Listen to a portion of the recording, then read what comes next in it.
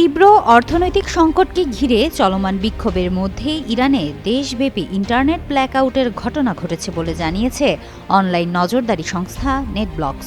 কাতার ভিত্তিক সংবাদ মাধ্যম আল জাজিরা এ খবরটি জানিয়েছে।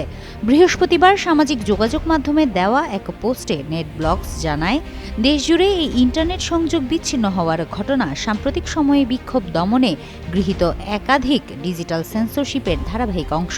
সংস্থাটির মতে, সংকটময় মুহূর্তে জনগণের যোগাযোগের অধিকার এতে মারাত্মকভাবে বাধাগ্রস্ত হচ্ছে।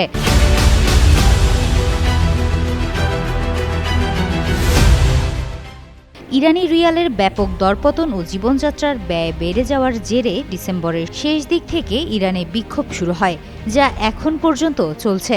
দিন যত যাচ্ছে বিক্ষোভের মাত্রা তত বাড়ছে, সঙ্গে বাড়ছে হতাহতের সংখ্যাও। প্রেসিডেন্ট মাসুদ পেজেশকিয়ান বিক্ষোভ মোকাবেলায় সর্বোচ্চ সংযম প্রদর্শনের আহ্বান জানিয়েছেন।